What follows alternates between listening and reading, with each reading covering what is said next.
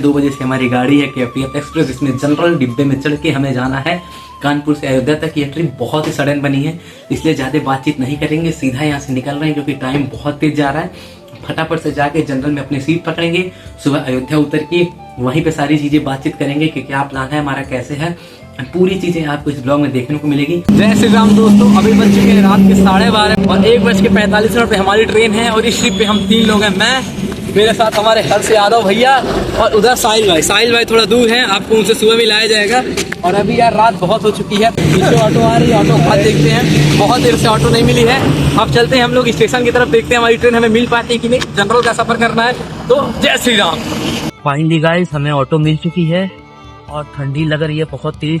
चलिए फटाफट से चलते हैं, अपनी ट्रेन पकड़ते हैं। तो रात के 12:30 बजे हम लोग निकल गए थे कानपुर सेंट्रल रेलवे स्टेशन के लिए। वहां जाके एक चाय पी, स्टेशन के नज़ारे लेते हुए हम लोग पहुंचे अपने स्टेशन पर। फाइनली एवरीबॉडी, जैसा कि आप लोग देख के समझ पा रहे होंगे, हम लोग पहुंच गए कानपुर सेंट्रल पे और अभी 15 मिनट बाकी है हमारी ट्रेन आने में। अभी थोड़ा सा हड़बड़ी हो गई थी क्योंकि प्लेटफॉर्म नंबर 7 पे लग चुकी थी कैफियत एक्सप्रेस जो कि जा रही थी आजमगढ़ से दिल्ली, और हमें पकड़नी है प्लेटफॉर्म नंबर 8 से कैफियत एक्सप्रेस जो कि जाएगी दिल्ली से आजमगढ़। तो अभी 15 मिनट तक आएंगे, 15 मिनट यहाँ वेट करते हैं। तब तक हम लोग दालमोट, एक बढ़िया सा केक और थोड़ी सी दालमोट अभी बची हुई है। और इस ट्रिप पे हमारे साथ हर्ष भाई होने वाले हैं, साहिल भाई होने वाले हैं, तो ट्रिप बहुत आनंदमय मजाकिया स्टाइल में, फ्री स्टाइल में जाने वाली है। चलिए बने रहिएगा इन तक। जय श्री राम। घर से निकलते टाइम तो हम ये उम्मीद करके निकले थे कि ये सफर बहुत ही आनंदमय होने वाला है, हमें बहुत ही अच्छी खासी सीट मिलने वाली है। मगर ये सारी उम्मीद पे पानी फिर जाता है जैसे हम ट्रेन में अपना पैर रखते हैं। ट्रेन पे चढ़ने में ही हुई थी बड़ी दिक्कत, लड़ते झगड़ते किसी तरीके से ट्रेन में तो हम चढ़ गए, मगर सीट का नामो निशान नहीं था। गाड़ी पूरी फुल पैक भरी हुई थी, किसी तरीके से कहीं लगेज कॉर्नर पे बैठ के, कभी खड़े होके हम लोग किसी तरीके से पहुंचे थे अयोध्या। मन में ये था कि रामलला के दर्शन करने हैं, उस उम्मीद में, उस जोश से हम लोग किसी तरीके से अयोध्या पहुंच ही गए।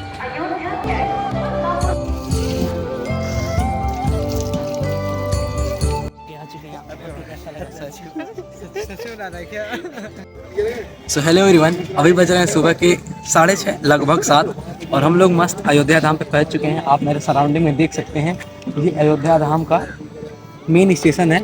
एंड हमारे साथ हर्ष भैया और साहिल दोनों लोग यहाँ पे हैं। एंड इसके बाद हम लोग निकल के जाएंगे सीधा सरयू घाट पे, राम घाट पे मस्त नदी में नहाएंगे। उसके बाद देखते हैं क्या प्लान कैसे बनता है, यहाँ के कुछ लोगों से बात करेंगे एंड आगे बढ़ेंगे अपनी जर्नी पे।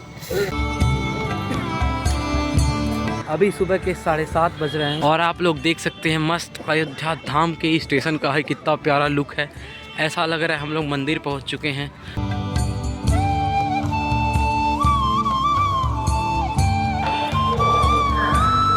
रेलवे स्टेशन पे पहुंच के हम लोगों ने डिसाइड किया कि सबसे पहले हम लोग जाएंगे राम की पैड़ी, जहां के लिए हम लोगों ने लिया ई रिक्शा। पर हेड कॉस्ट 20 रुपये में ई रिक्शा ने हमें छोड़ दिया था लाके लता मंगेशकर चौक। अभी सुबह सुबह आके हम लोग खड़े हैं लता मंगेशकर चौक पे और यहाँ तक कोई चौक पे इतनी भीड़ है और यहाँ की सड़कें इतनी साफ़ हैं। मुझे रास्ते में अभी तक ही इतनी सारी चीज़ें दिख गई जो कि मैं समझ नहीं पा रहा हूँ क्या। सो मित्रों, अभी हम लोग आके खड़े हैं राम की पैड़ी पे एंड यहाँ पे आने के बाद इतना सुंदर भव्य नज़ारा हमारी आंखों के सामने है कि मैं थोड़ा सा शब्द विहीन हो रहा हूँ। शब्द मेरे पास नहीं है इस नज़ारे को देखने का, क्योंकि सबकी अपनी अपनी प्राइवेसी है। लेकिन यहाँ आने के बाद जो कुंदन मनोरम दृश्य इधर दिखता है पूरा हमारा, बहुत ही सुंदर दिखता है। एंड जैसे जैसे समय हम लोग जितनी बार अयोध्या आ रहे हैं, अयोध्या में बहुत ज्यादा अपडेटेड अयोध्या मिल रही है। हर छोटी छोटी चीजों पे ध्यान दी जा रही है, यहाँ की सफाई, यहाँ का रिनोवेशन, सब चीज चलता जा रहा है। तो चलते हैं आगे, एक छोटा सा झरना है, अगर वो झरना चालू हुआ तो हम लोग वहीं स्नान करेंगे, अदरवाइज राम की पैड़ी पे कहीं भी नहा लेंगे। सारी जगह पवित्र है, चलिए चलते हैं।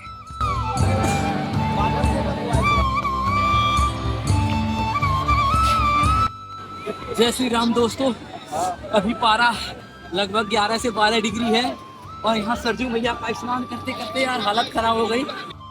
सुबह 8 बजे रामघाट पे स्नान करके हम लोग निकल रहे थे हनुमानगढ़ी के लिए, मगर रास्ते में राम की पैड़ी से 100 मीटर दूर ही हमें मिला सुंदर महादेव का मंदिर, जिसका नाम था नागेश्वर नाथ महादेव मंदिर। यह मंदिर बहुत ही प्राचीन है। इसका निर्माण भगवान श्री राम के पुत्र कुश जी ने करवाया था।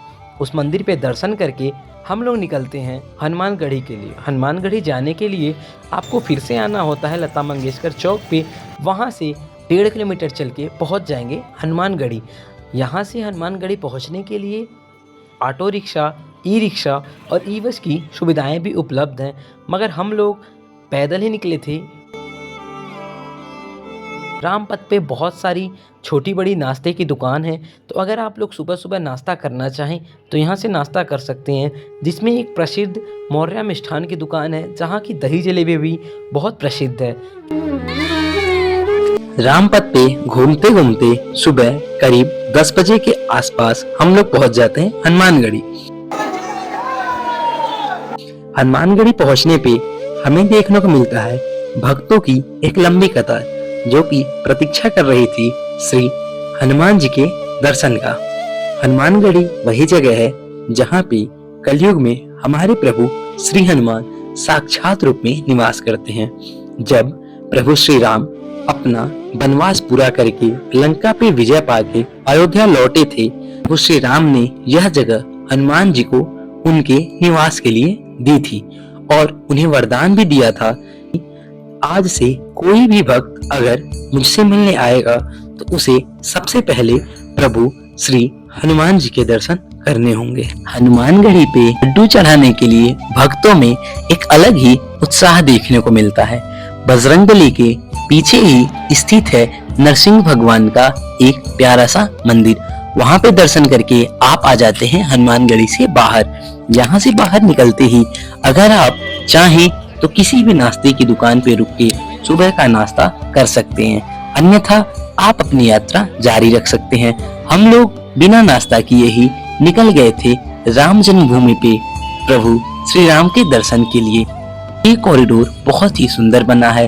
पूरे रास्ते में छोटी छोटी दुकानें हैं जहाँ से आप प्रभु श्री राम और अयोध्या की निशानियां अपने घर ले जा सकते हैं। राम मंदिर के कॉरिडोर को ही देख के मन को जो शांति मिलती है, आत्मा को जो तृप्ति मिलती है, वो शब्दों में नहीं बताया जा सकता, वो केवल महसूस किया जा सकता है। आप लोग भी अपने जीवन काल में एक बार तो अवश्य ही अयोध्या नगरी का पावन दर्शन करके आएं। कॉरिडोर में घुसते ही सबसे पहले हमें देखने को मिल जाता है सुग्रीव जी का महल। इसके उपरांत कॉरिडोर में बहुत ही सुंदर सुंदर मंदिर, चित्र और कलाकृतियां बनाई गई हैं। राम मंदिर कॉरिडोर में सामान रखने की उचित व्यवस्था है जो कि निःशुल्क है। यहाँ पे वृद्ध, बच्चों और गर्भवती महिलाओं के लिए फ्री सुलभ दर्शन की व्यवस्था है, जिसमें आपको व्हील चेयर भी प्रदान की जाती है।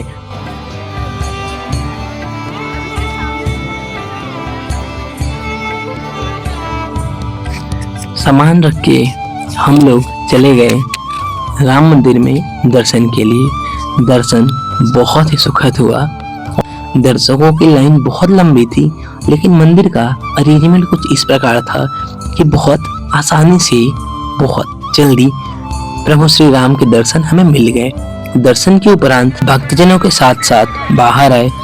बाहर निकलते ही हमें दिख गई सीता रसोई, जहाँ पे प्रसादी पाने को आपको मिलता है और यहाँ प्रसादी में आमतौर पे तहरी ही होती है, जिसको पाने के बाद हम लोग निकल गए रामपथ पे भोजन करने।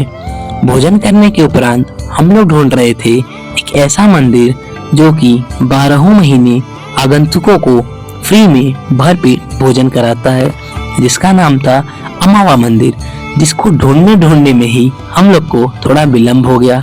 वहां जाके पता चला कि वहां की खाने की व्यवस्था समय सारणी के अनुसार है। सुबह का नाश्ता, दोपहर का लंच और रात का डिनर तीनों वहां पे परोसा जाता है, मगर टाइम टेबल के हिसाब से हम लोग काफी लेट हो चुके थे, इसलिए वहीं पर बैठ के थोड़ा विश्राम किया और अमावा मंदिर से रामलला मंदिर के बहुत ही सुखद दर्शन होते हैं। हमें किस्मत से ये चीज सनसेट व्यू के साथ देखने को मिली। उसके उपरांत हम लोग निकल गए अयोध्या दर्शन पे। सबसे पहले हम लोग पहुंचे दशरथ महल।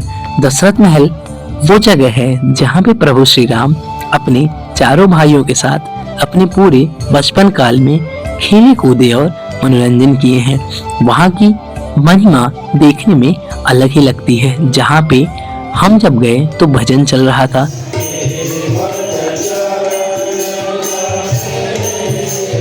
नित्य कुछ ना कुछ तो होते ही रहता है। वहाँ पे कुछ माताएं बहुत ही सुखद अनुभव करते हुए अपने रामलला के सामने नृत्य करती दिखती हैं। इसके उपरांत गली में घूमते घूमते शॉपिंग करते थोड़ा अयोध्या के नज़ारे लेते लेते हम लोग पहुंच गए कनक भवन। जी हाँ, कनक भवन वही जगह है जहाँ पे विवाह के उपरांत सीता माँ को महल दिया गया था। कनक भवन स्पेशली सीता माता का ही महल है। पर हम लोग को यहाँ पहुँचने में काफी रात हो गई थी, तो कनक भवन की भव्यता और सुंदरता हमें उतनी देखने को नहीं मिली। दिन में ये महल कुछ इस प्रकार दिखता है, मगर रात में थोड़ा कम सुंदर लग रहा था। इसके उपरांत हम लोग निकलते हैं वापस हनुमानगढ़ी वाले रास्ते की तरफ, जो कि हमें ले जाएगा रामपथ पे। लेकिन जो अयोध्या हम लोग दिन में देखे थे, वो अयोध्या अब रात में स्वर्ग नजर आ रही थी। चारों तरफ बल्ब, लाइट, झालर और सारी दुकानें इतनी अच्छी शोभा बढ़ा रही थी अयोध्या की कि ये दृश्य देखने योग्य था। आप लोग जब भी अयोध्या जाएं तो रात में थोड़ा रुक के अयोध्या की सड़कों पे विचरण जरूर करें। वहां से अपने घर के लिए शॉपिंग करें, अपने प्रियजनों के लिए शॉपिंग करें, खुद के लिए शॉपिंग करें और वापस आए। इसके बाद हम लोग आ जाते हैं रामपथ पे, और इतने टाइम तक काफी भूख लग चुकी थी, तो हमने सबसे पहले ट्राई किया पास्ता की कटोरी, जो कि हमें मिली थी हाफ प्लेट 30 रुपए में, और एक इंसान के लिए ये ठीक ठाक थी। इसके बाद हम ढूंढ रहे थे कोई बजट में भोजन की थाली, तो हमें दिख गई ये थाली, जो कि मिली हमें मात्र 60 रुपए में। और इस थाली में हमारे पास था 4 रोटी, चावल, दाल, 2 प्रकार की सब्जी, जो कि बहुत ही पर्याप्त थी एक इंसान के लिए।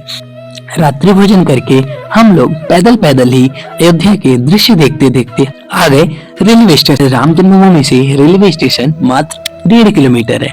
सुबह तो हमें नहीं पता था, इसलिए हमने ई रिक्शा कर ली थी, मगर शाम को सोचा कि क्यों ना यहाँ से राम मंदिर, रामपथ के दर्शन करते करते ही स्टेशन चला जाए।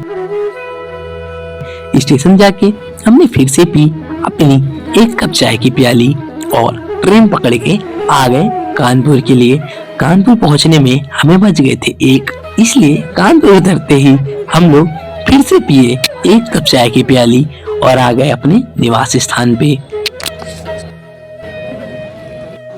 इस वीडियो में इतना ही। उम्मीद करता हूँ कि आपको ये वीडियो बहुत पसंद आई हो और आपको इस वीडियो से अयोध्या दर्शन का संपूर्ण आनंद प्राप्त हुआ हो। वीडियो अच्छी लगी हो तो अगर आपको ये वीडियो अच्छी लगी हो तो एक प्यारा सा लाइक जरूर कर दीजिएगा, और अगर आप चैनल पे नए हो तो चैनल को सब्सक्राइब करके बेल नोटिफिकेशन को ऑन जरूर कर लीजिएगा। आप ये वीडियो कहाँ से देख रहे हैं कमेंट बॉक्स में हमें ये बताना मत भूलिएगा। जय श्री राम मित्रों।